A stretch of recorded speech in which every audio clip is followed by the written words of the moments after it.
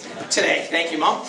I'd like to thank everybody for coming out and helping us celebrate Dashiell becoming Bar Mitzvah. It's all the hard work. Evening. Pardon? Evening. Bar Mitzvah. It's okay. She's correcting. I'll be corrected. For this Bar Mitzvah, becoming Bar Mitzvah, and I'd like to acknowledge my wife for all of her hard work that she's put into helping organize the events.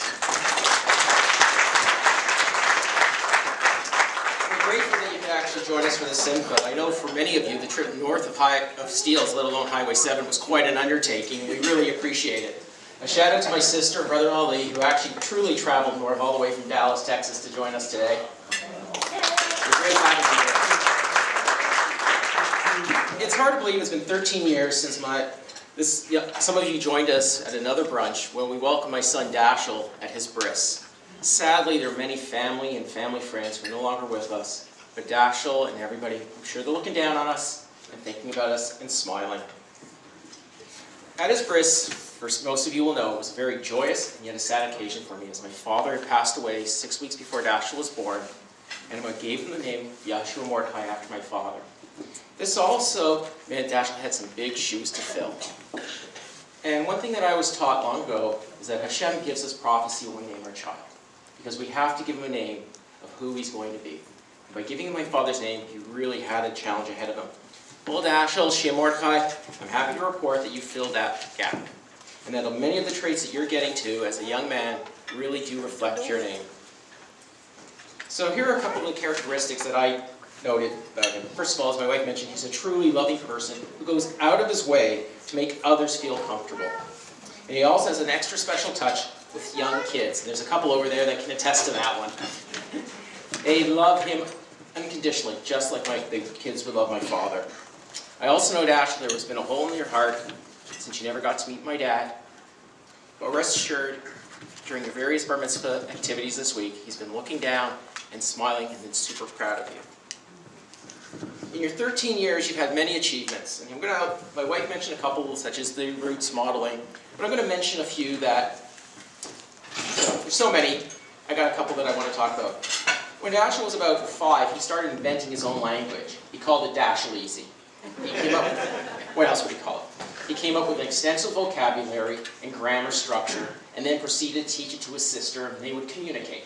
He then started teaching it to his mom and dad. Neither of us actually recorded it because we thought, it's going to last a couple weeks, a month. But a year and a half later, we realized, whoa, this is really something that'll stick around. Of course, then it stopped. The only expression that I really remember was "ofoto tito." This is a phrase he would utter to whoever was tucking him in at night. When we asked him what it means, he'd go, "I love you." There's some other special moments that came to mind as I was working on that slide deck show and working on the speech.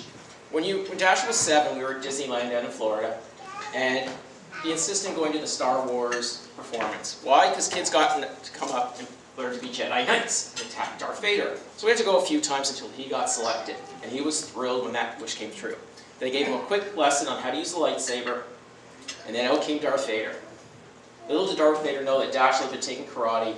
I don't know what level you were at, but he had been practicing with that stick called a bow, and he immediately implemented those techniques and knocked down this man who was towering well over him at some 6 feet something and almost knocked him off the stage. So that's my son. And also, one of the things that I'm very proud of him is for the past 8 years we built a sukkah in our backyard. And every year Dashiell insists we sleep in it, regardless of how cold it gets.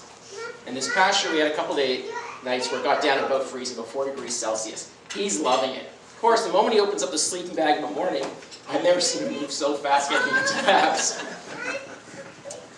Dashiell, if you've been looking at the slideshow over the last hour or two, you may be asking, why are there so many pictures of you and your sister together? And it's really this simple.